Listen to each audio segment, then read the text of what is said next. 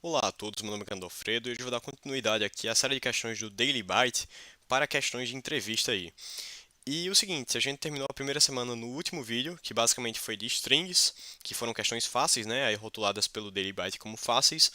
E agora na segunda semana adiantamos aqui para a nova estrutura de dados que será abordada, que é hash maps. Ou seja, nosso enfoque agora não vai ser mais em relação a strings. Aí beleza, aqui na segunda questão, perdão, na segunda semana, a gente vai começar a oitava questão, já que é uma questão por dia. E o seguinte, para dar aquela motivada inicial, já coloco aqui uma frase do Seneca, né? Que viver significa lutar. Então tudo isso vale a pena e espero aí que vocês continuem acompanhando essa jornada aí dos 84 dias do Daily Byte. Beleza, a questão de hoje é a questão to sum, que é uma questão muito importante, inclusive abordada em várias entrevistas, e que muitas vezes muitas pessoas conseguem resolver, mas resolvem da pior maneira possível, que eu vou apresentar aqui também como a pior maneira possível, porque é possível que você faça essa maneira porque é a mais intuitiva, né? Enquanto a forma certa de se fazer, a forma mais efetiva, não é tão intuitiva assim. Essa questão aqui é abordada pelo Google, ou seja, muitas entrevistas aí eles colocam essa questão, então você tem que se ligar nessa questão aqui em específico. Como é que ela funciona? Dado um array aqui de inteiros, a gente tem que retornar, caso ou não, dois números dentro desse array vão somar para um certo target, chamado k, que vai ser passado como um parâmetro também na função. Uma observação a ser feita é que você não pode somar um número com ele mesmo. Ou seja, basicamente dois números, perdão, um número em específico, você não pode somar ele com ele mesmo na mesma posição. Porém, você pode somar com um número igual que esteja em outra posição da array, por exemplo. E uma questão do LeetCode aqui, que é literalmente a mesma questão, está nesse link aqui que vai estar na descrição do vídeo e o notebook também vai estar na descrição do vídeo aí para vocês darem uma olhada. Aqui uns exemplos para a gente se ambientar é que é o seguinte, dados esses arrays aqui e esses targets, qual vai ser o resultado? Nesse primeiro caso aqui, a gente passando o target como 10 e esse array aqui de inteiros, a gente tem que retornar true, porque 8 mais 2 são dois números aqui dentro do array que retornam esse target chamado 10. E o seguinte, nesse segundo caso aqui, a gente retorna false.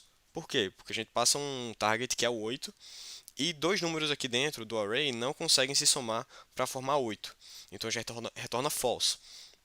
Nesse terceiro array aqui, a gente tem um target chamado 4 e nenhum número aqui dentro, perdão, dois números aqui dentro conseguem ser somados para resultar em 4. Ou seja, 2 mais 2 aqui, a gente retorna true porque vai ser 4, né? Uma observação a ser feita é que o retorno eu vou alterar para não ser um booleano, né? Aqui ele está pedindo para retornar true ou false, mas eu vou retornar aqui na função a lista com os dois índices que compõem a soma. Ou seja, nesse primeiro caso aqui, a gente sabe que o 8 e o 2, eles somados dão o 10, que é o target. Mas nesse caso, eu vou retornar aqui 2 e 3, que são os índices do 8 e do 2. Nesse segundo caso, a gente retorna aqui uma lista menos um, porque a gente não encontrou o índice, os dois índices, né, no caso. E nesse terceiro caso, eu vou retornar aí 1 e 4, que são os índices dos números que, somados, dão o target. Por que eu estou fazendo isso? Porque é assim que é na questão do LeetCode e é assim que o Google pede, né? Então é bom a gente ter esse retorno aí, ter a melhor forma de fazer a questão possível. E ainda mais porque vai usar hash maps de uma forma bem efetiva. Essa questão aqui, muita gente vai errar aí a forma correta, né? Vai fazer a forma mais intuitiva. Então aqui eu vou apresentar primeiramente a forma mais intuitiva, que as pessoas normalmente fazem, e depois eu vou fazer a forma correta com análise de complexidade de tempo muito melhor. Beleza, vamos começar aqui a segunda questão, a oitava questão, perdão. E como é a forma mais intuitiva, a forma que a maioria das pessoas pensa quando vai resolver essa questão? Como é que a gente vai pegar dois números aqui dentro e somá-los para ver se dá o target? Muita gente vai fazer o seguinte: vai iterar em cima de todos os números que tem dentro do array e vai fazer o seguinte: vai pegar, por exemplo, esse 1 e vai verificar todos os números que vem depois. Depois vai pular para o 3 e verificar todos os números que vem depois do 3. Pegar esse 8 e verificar todos os números que vem depois do 8. Beleza, isso é a forma mais intuitiva e eu vou codar aqui para mostrar por que essa forma é a menos efetiva possível. Como é que a gente faria isso daí? A gente colocaria uma iteração for I in range length de array, ou seja, os índices aí com o tamanho da array. A gente pegaria aqui e colocaria um search, que seria o número que a gente está procurando agora. Seria o target menos o array na posição i. Por quê? Porque vamos dizer que a gente está na primeira posição aqui, posição 0, e a gente tem um 1. a gente vai estar procurando o número 9 depois do 1, porque vai ser target 10 menos 1. Ou seja, para a gente achar o número que somado com 1 vai dar o target, é só a gente pegar o target e diminuir do 1. E assim a gente vai fazer para cada iteração. Aí a gente vai procurar todos os números que vêm depois da letra i, perdão, do índice i. E nesse caso a gente faria for j in range e mais 1, né? Terminando aí no fim do array. A gente vai dizer o seguinte: caso aí o search, que é o número que a gente está procurando, seja igual a rr na posição j, a gente vai retornar i e j. Beleza. Isso aqui é bem intuitivo. Na verdade, esse código já está pronto na real. Mas eu vou mostrar para vocês por que isso daqui é a pior das opções para se fazer. Vamos rodar aqui e rodar aqui os testes para ver se vai dar certo. Beleza, deu certo. Index 2, index 3 para somar com 10. Esse daqui não tem índices de números aí que vão retornar somados 8.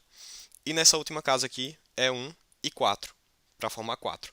Beleza. E por que esse código aqui, que é o mais intuitivo, é o que a galera mais faz, por que esse daqui é um código ruim? Porque se você notar, a gente tem um probleminha. A gente tem uma complexidade de tempo O de n quadrado. Porque a gente vai ter dois fors aqui aninhados que vão percorrer o array. E assim, naturalmente, isso daí não é a melhor das soluções. A gente ainda pode usar um hash map para melhorar essa análise de complexidade de tempo, né? Então a gente vai mostrar aqui outra solução, que vai ser uma solução mais efetiva e que vai reduzir o time complexity, que está um time complexity alto aqui de O de n quadrado, que não é o desejável para quando você for fazer uma entrevista, ainda mais porque você quer se destacar aí para o recrutador, né? Para o entrevistador. Então, como é que seria essa solução? Note que é o seguinte: a partir do momento que a gente itera em cima de cada número que está dentro do array, a gente deixa um target. A gente deixa um target não, deixa um search, né? A gente está procurando um número para cada número que a gente analisa.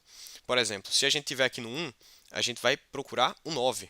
Se a gente tiver no 3, a gente está procurando o 7. Se a gente tiver no 8, procura o 2. Se tiver no 2, procura o 8. Que no caso aqui seria a soma para resultar 10, por exemplo, nesse primeiro caso. Então, como é que a gente poderia fazer? A gente poderia criar aqui um hash map. A gente poderia criar um dicionário aqui que eu vou chamar de dict search. O que é que vai ter nesse dict search?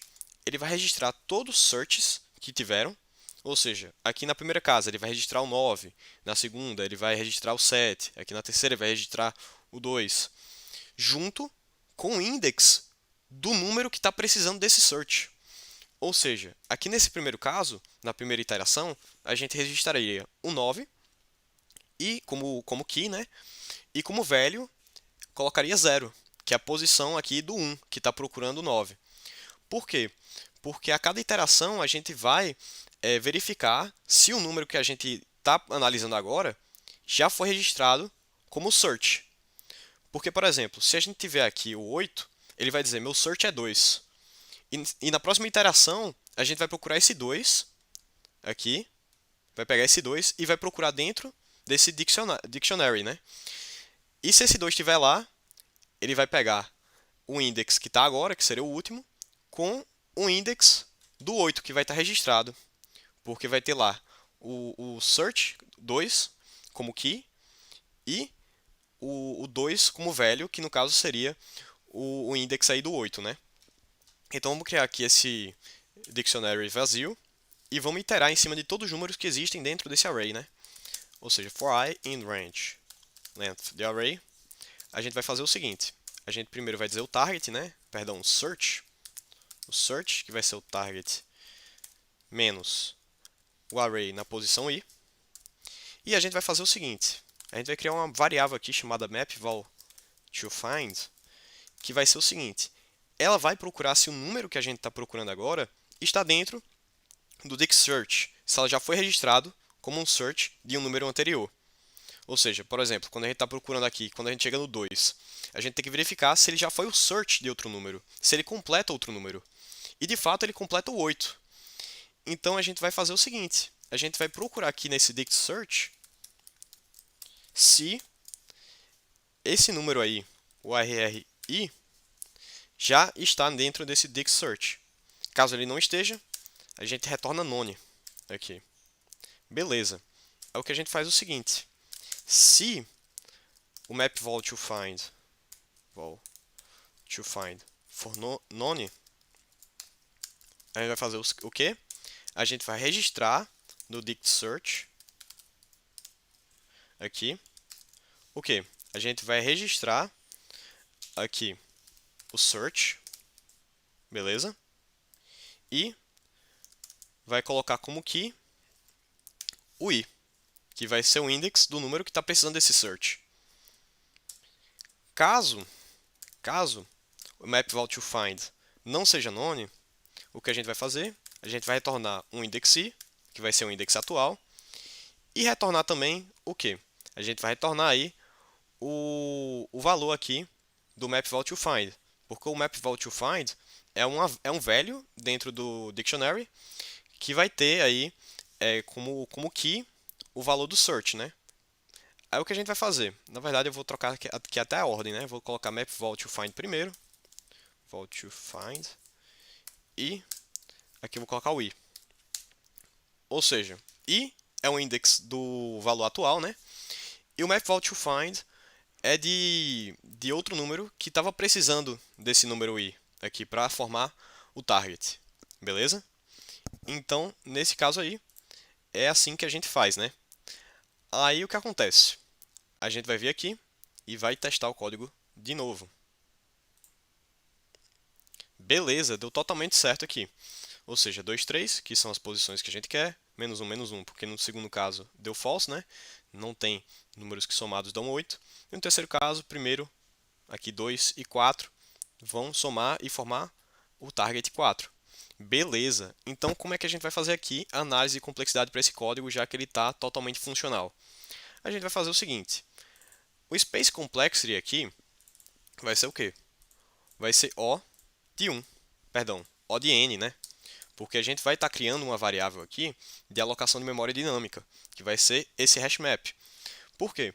Porque no pior dos casos, ele vai ser bem proporcional ao tamanho da entrada.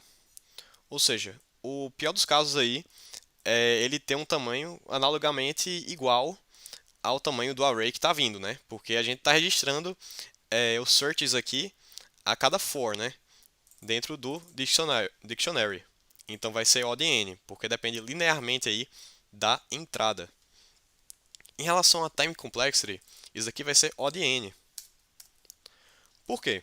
Porque basicamente essa operação aqui de for, que é a operação que vai determinar a nossa análise de tempo, ela roda n vezes. N vezes é o quê? É o tamanho do array. Ou seja, no pior dos casos, ele vai do começo até o final do array para achar essa soma. Como aqui, nesse primeiro caso, ele vai ter que vir até a última casa para verificar aí que 8 mais 2 realmente soma para 10.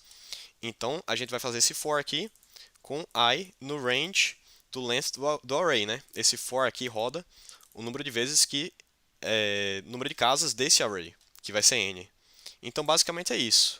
O time complexity depende linearmente do tamanho da entrada aí do array. Então, basicamente é isso. Isso daqui é análise de complexidade para esse código. Esse código aqui está no notebook, que está aí na descrição do vídeo, para quem quiser dar uma olhada, dar uma testada. E caso não tenha entendido, caso tenha algum comentário a fazer, alguma crítica, alguma reclamação, algum feedback positivo também, por favor, deixe nos comentários, deixe aí seu like, sua inscrição e vamos retornar amanhã para a nona questão aí do Daily Byte, com mais questões aí de hash maps. Muito obrigado pela atenção de todos e até a próxima.